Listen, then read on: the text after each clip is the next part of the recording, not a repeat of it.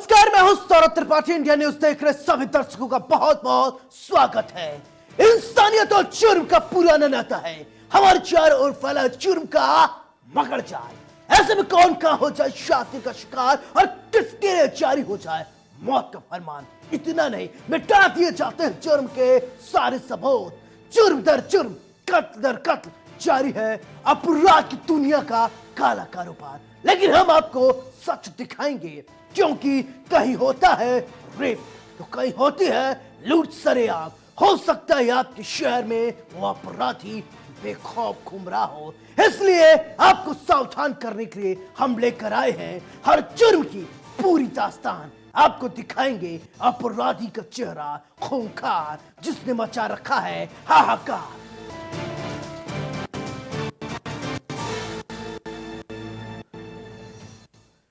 एक तरफ प्रदेश सरकार खनन माफियाओं पर लगाम लगाने की कोशिश कर रही है, दूसरी तरफ खनन माफिया सरकार के ड्रीम प्रोजेक्ट पर पलीता लगाते नजर आ रहे हैं। रात के अंधेरे में खनन माफिया नदी का सीना चीरकर बालू रात भर निकालते हैं, फिर सूरज निकलने से पहले गाड़ी में बालू लाद कर फरार हो जाते हैं।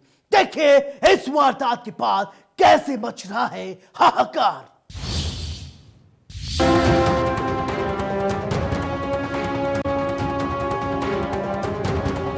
अवैध खनन का गंदा खेत गंदा है पर धंधा है। प्रकृति के साथ खिलवाड़, ड्रीम प्रोजेक्ट पलीता लगाते खनन माफिया। इतने बेखौफ कैसे हो गए खनन माफिया? खनन माफियाओं के तांडव से हाहाकार।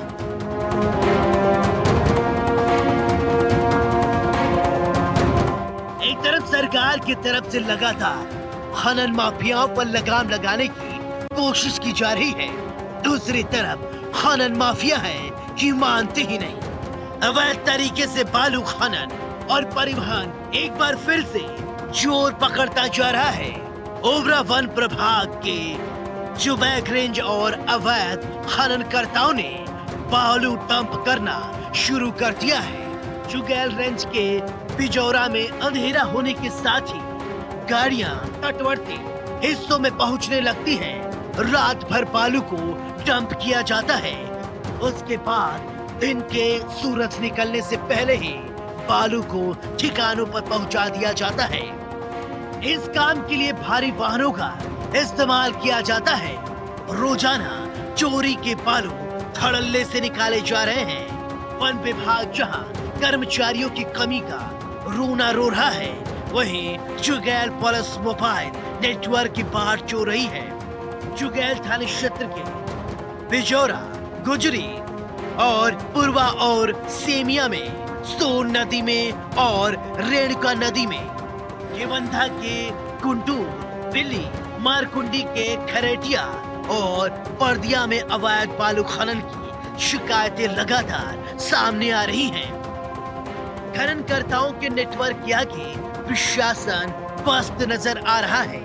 अंधेरे में खनन माफिया तेजी से सक्रिय हो जाते हैं और खनन का काम रात भर धड़ल्ले से चलता है। इतना ही नहीं, खनन माफिया लगातार सीएम योगी के ड्रीम प्रोजेक्ट को भी पलीता लगाते नजर आ रहे हैं। शुद्ध जल मुहैया कराने के लिए मुख्यमंत्री योगी आदित्यनाथ की ड्रीम प्रोजेक्ट हर घर नल योजना को अमली जामा पहनाने के लिए भले ही प्रशासन अपनी तैयारी में लग गया हो, लेकिन सोनभद्र में खनन माफियाओं द्वारा जिस तरह से नदियों के साथ छेड़छाड़ किया जा रहा है, उस पर न सिर्फ एनजीटी ने आपत्ति जताई है, बल्कि सीएम के ड्रीम प्रोजेक्ट पर भी पलीता लगना शुरू हो चुका है। दरअसल कई साल से पानी की भीषण किल्लत के चलते कई इलाके डार्क जोन में चले गए, जबकि फ्लोराइड युक्त पानी पीने से सैकड़ों की संख्या में लोग विकलांग हो जाते हैं। इस गंभीर समस्या को देखते हुए सीएम का ड्रीम प्रोजेक्ट हर घर नल योजना का शुभारंभ किया गया। शुभारंभ खुद सीएम ने सोनभद्र से किया था। इस योजना के शुभारंभ से पहले मुख्यमंत्री योगी आदित्यनाथ ने बाकायदे नदी की पूजा की और आशीर्वाद लिया ताकि ये ड्रीम प्रोजेक्ट सफल हो सके।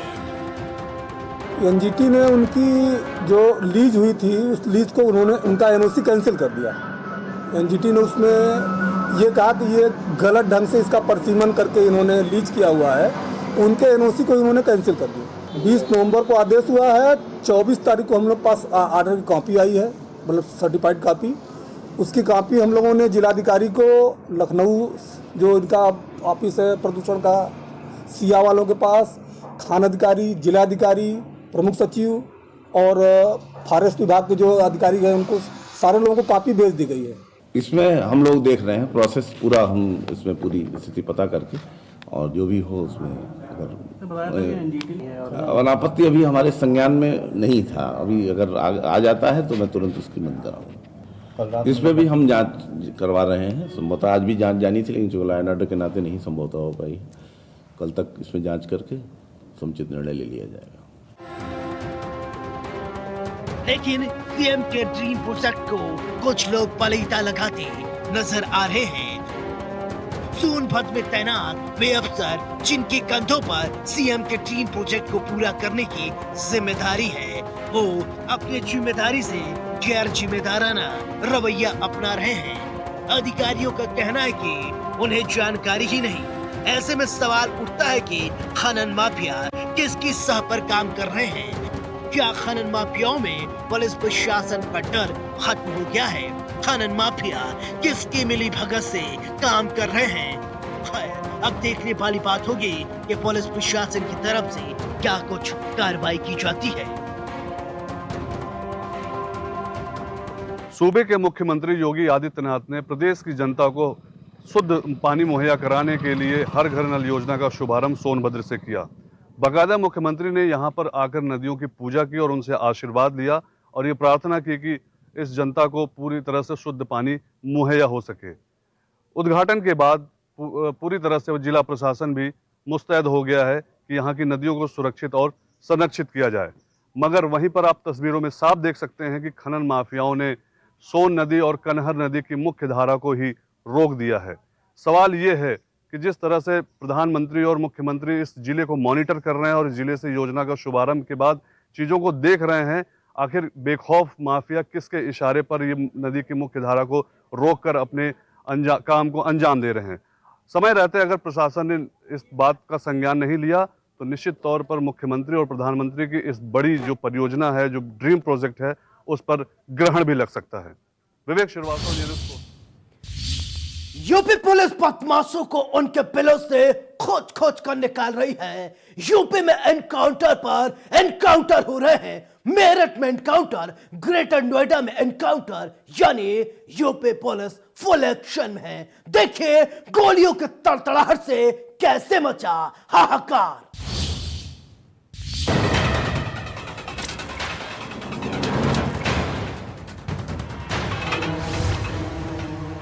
एक्शन में यूपी पुलिस।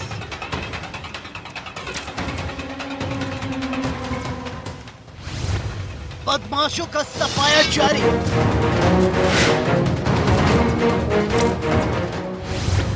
बदमाशों की खैर नहीं।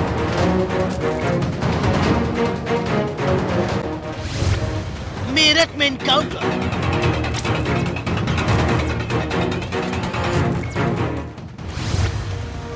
ग्रेटर नोएडा में एनकाउंटर।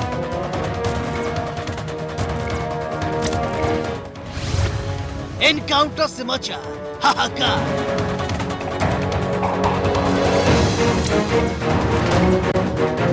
यूपी पुलिस बदमाशों को उनके बिलों से खोज खोज कर निकाल रही है। आपके टीवी स्क्रीन पर दो तस्वीरें दिखाई दे रही हैं। पहली तस्वीर मेरठ की है और दूसरी तस्वीर ग्रेटर नोएडा की है, जहां पुलिस बदमाशों पर कहर बनकर टूटी है।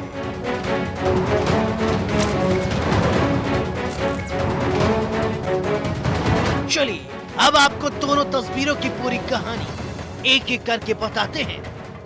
तो सबसे पहले बात करते हैं मेरठ की। जी हाँ, आपकी टीवी स्क्रीन पर दिख रही ये तस्वीर मेरठ के एसओजी और शहर कोतवाली पुलिस की बदमाशों के बीच मुठभेड़ की है। बताया जा रहा है 6 दिसंबर को सराफा कारोबारी से 20 लाख रुपए का सोना लूटा गया था। तभी से पुलिस बदमाशों की तलाश कर रही थी। अब पुलिस ने राशिद और इरफान नाम के लुटेरे को पुलिस के गोली लगने से वो दोनों घायल हो गए। जनपद हापुड़ के थाना हफीजपुर क्षेत्र का ये पूरा मामला बताया जा रहा है।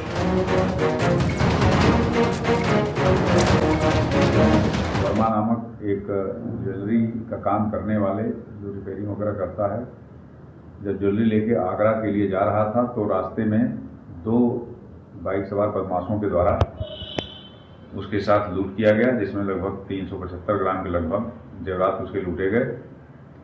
इसके बाद घटना के अनावरण के लिए कई टीमों का गठन करके लगातार प्रयास किया जा रहा था। आज प्राप्त सूचना के आधार पर थाना प्रभारी कोतवाली के नेतृत्व में उनकी टीम और एसओजी की टीम बदमाशों के पीछे लगी रही। बदमाशों की घेराबंदी करने पर बदमाशों के द्वारा पुलिस बल पर फायर किया गया।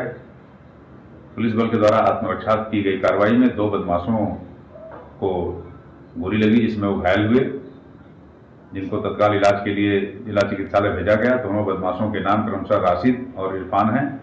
ये दोनों बदमाश हापुड़ के रहने वाले हैं। दोनों बदमाशों पर लगभग 1-1 दर्जन अभियोग लूट आदि के पंजीकृत हैं।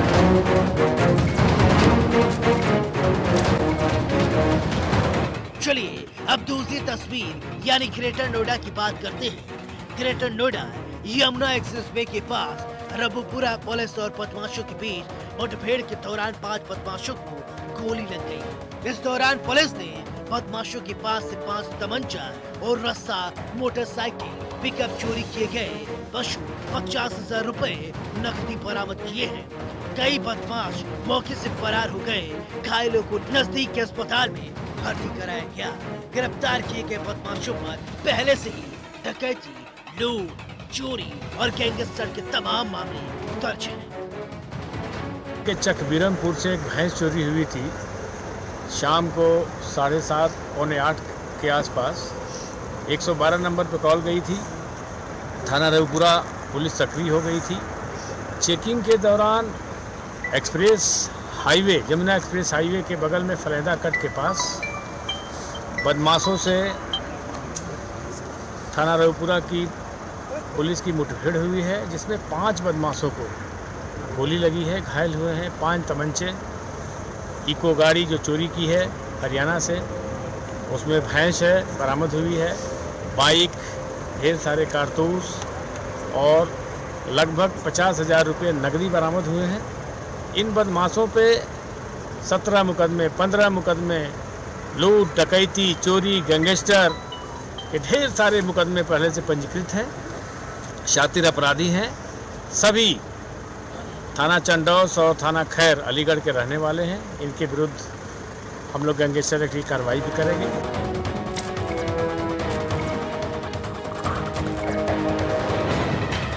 यानी बात साफ है, अपराधी कितना भी शातिर चोर हो, वो कानून के हाथों नहीं बच सकता। खैर, देखने वाली बात होगी कि पुलिस आरोपियों पर क्या कुछ कार्रवाई करती है।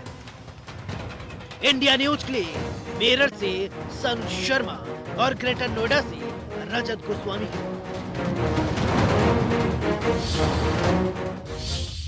एक तरफ प्रदेश सरकार अपराध और अपराधियों पर लगाम लगाने की कोशिश कर रही है। आगरा जिले में अज्ञात बदमाशों ने जमकर तांडव किया। हैरानी की बात है कि पुलिस को कानो कान इस खबर की कोई जानकारी नहीं हुई। देखिए इस वारदात के बाद आगरा में कैसे मचा हाहाकार।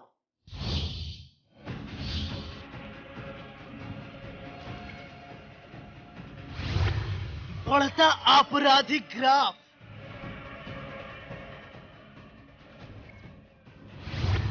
इस शासन का डर,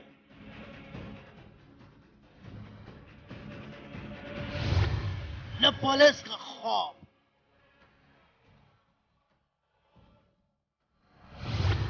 चोरों का तांडव,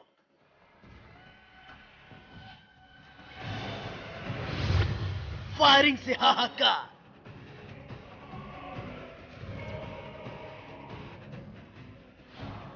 एक तरफ प्रदेश सरकार अपराध और अपराधियों पर लगाम लगाने की कोशिश कर रही है, दूसरी तरफ अपराधी हैं कि मानते ही नहीं। जी हाँ, आपकी टीवी स्क्रीन पर दिख रही तस्वीर यूपी के आगरा जिले की है। आगरा के एतमादपुर क्षेत्र में अज्ञात बदमाशों ने जमकर तांडव मचाया। वही घटना की खबर पुलिस को कानो कान नहीं हुई। बदमाशों ने चोरी का विरोध करने पर ग्रामीणों पर जमकर फायरिंग की।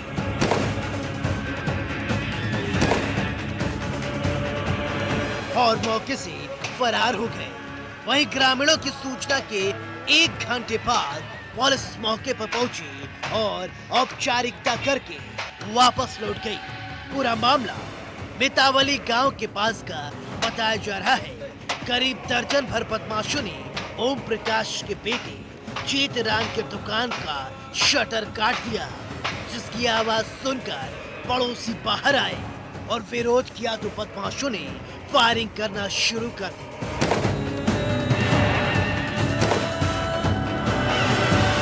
और सराफा की दुकान से रखे आभूषण की अलमारी लेकर फरार हो गए। कौन सी दुकान है आपकी? किस चीज़ मेरे बच्चे की है, ओम प्रकाश के नाम से। किस चीज़ की दुकान है? सोने चांदी की। क्या मामला हुआ था दुकान में? बदमाश आ गया। हमारा तो काम यहाँ पे है नहीं है, हम तो दूसरे गांव में रहते हैं। अच्छा। यहाँ पे किराए पे दुकान है हमारी। हमें तो 1 बजे सूचना मिली, तब हम आए तो क्या सामान लेके गए थे? अलमारी उठा ले गए यहाँ से। अलमारी में क्या सामान था? सामान कुछ थोड़ा सा हल्का था, तो जो तोड़ी आया कचू बीची आई थी। पुलिस आई थी? पुलिस आई थोड़ी देर बाद। हम बरैन की आई, इंदापुर की नहीं आई थी। फिर 1 घंटे बाद इंदापुर की आई। कुछ गोली वोली भी चलने की? हाँ, गोली बदमाशों ने चलाई है गाँव वालों को ऊपर। अलमारी कहाँ से फिर मिली? अलमारी लाइन के पास मिली है। मामला ये हुआ था, मैं घर पे सो रहा था, मुझे खटर पटर की आवाज़ महसूस हुई। मैं बाहर निकल गया गली में, रोड पे आया यहाँ पर, तो मुझे यहाँ पर चोर दिखा था। उसने मुझे गोली मारी। मैं भीतर गांव में भाग गया। गांव में छत में आवाज़ मारी थी। किस दुकान पर खड़े हुए थे वो?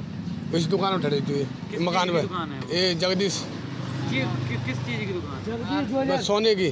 सोनी चांदी। हाँ। वहाँ से कुछ लेके भी गए हैं? और मेरे सामने लेके गया। मुझे एक आदमी दिखा था यहाँ पर खड़ा फिर हुआ। उसके बाद में सुबह आपको जब जानकारी हुई तो वो मालूम पड़ा कि क्या? मालूम बड़ा अलमारी लेके तो इसमें उठा के। इस वारदात के बाद कई सवाल खड़े होते हैं। आखिर प्रदेश में अपराधी इतने बेखौफ कैसे हो गए? क्या प्रदेश में शासन प्रशासन का डर खत्म हो गया है? खैर, अब देखने वाली बात होगी कि पुलिस आरोपियों पर क्या कुछ कार्रवाई करती है। इंडिया न्यूज से आगरा से संजय सिंह की रिपोर्ट।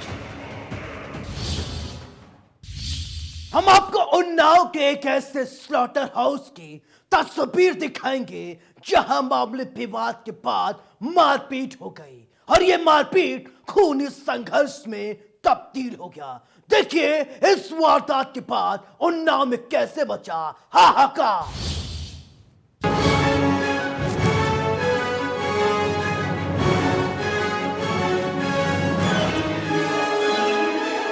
इन तस्वीरों को गौर से देखिए। आपके टीवी स्क्रीन पर दिख रही तस्वीर यूपी के उन्नाव की है।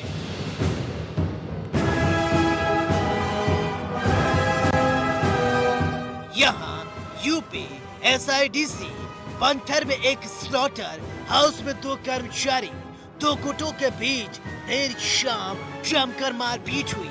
इसके बाद स्लॉटर हाउस में तोड़फोड़ की गई और गाड़ियों को भी क्षतिग्रस्त किया गया। वही हंगामे में 10 से ज्यादा लोग घायल हो गए। स्लॉटर हाउस में प्रबंधन की तरफ से दी गई जानकारी के बाद कई थानों की पुलिस मौके पर पहुंची और इस दौरान स्लॉटर हाउस में एक पक्ष के मजदूरों ने जमकर पथराव किया।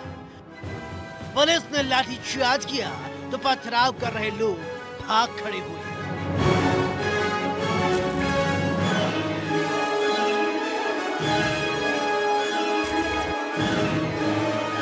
आपको बता दें कि उन्नाव के अंचलगंज थाना क्षेत्र के औद्योगिक क्षेत्र पंथर में एक स्लॉटर हाउस चलाया जाता है, जहां से जानवरों के मांस निर्यात कर व्यापार किया जा रहा है। बताया जा रहा है स्लॉटर हाउस के अंदर लेबर कॉन्ट्रैक्टर और सिक्योरिटी गार्ड कॉन्ट्रैक्टर के बीच किसी बात को लेकर विवाद हो गया। दोनों गुटों के बीच विवाद इतना बढ़ गया कि दोनों पक्षों से कई मजदूर आमने सामने आ गए और मारपीट शुरू कर दी, जिसके बाद स्लॉटर हाउस में अफरा तफरी मच गई। इस दौरान लेबर कॉन्ट्रैक्टर पक्ष के लेबरों ने स्लॉटर हाउस में बने अधिकारियों के चैम्बर में जमकर तोड़फोड़ की, दूसरे मजदूरों से जमकर मारपीट की।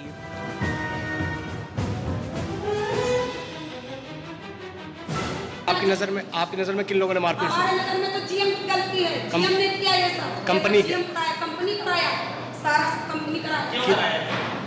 कंपनी कराया। कितने लोगों को गोली लगी है? गोली 2 लोग पे लगी, एक धीरेन्द्र को लगी, साइड से निकल गई, और एक लेबर पे लगी, साइड से निकल गई। किसने मारी थी गोली? सिक्योरिटी ने मारा। सिक्योरिटी गार्ड है? सिक्योरिटी गार्ड ने मारा। कहने पे, जीएम के कहने पे मारा, और जीएम खुद अपने हाथ से मारा। स्लॉटर हाउस प्रबंधन की ओर से अभी तक कोई बयान नहीं दिया गया है। एडिशनल एसपी विनोद कुमार पांडे ने बताया कि कर्मचारियों के 2 गुटों में मारपीट हुई।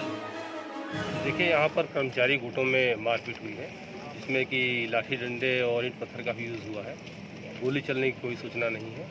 फैक्ट्री प्रबंधन द्वारा बताया गया और बाकी जो यहाँ मौजूद लोगों ने बताया। पीड़ित पक्ष पीड़ितों को जो घायल है उनको इलाज के लिए भेजा गया है। जो लेबर है वो उनका कहना है कि यहाँ पे पहले गोली चलाई गई है प्रबंधन की तरफ से, उसके बाद यहाँ पे बवाल हुआ है। देखिए, ऐसी कोई सूचना अभी तक नहीं है, इसकी जांच की जाएगी। अभी कोई तहरीर प्राप्त नहीं हुई है और जो घायल उनको इलाज के लिए अस्पताल भेजा गया है। मौके पूरी तरह शांति व्यवस्था बनी हुई है। इस वारदात के बाद कई सवाल खड़े होते हैं, आखिर प्रदेश में अपराधी इतने बेखौफ कैसे हो गए हैं? क्या प्रदेश में अपराधियों के अंदर धैर्य नहीं है?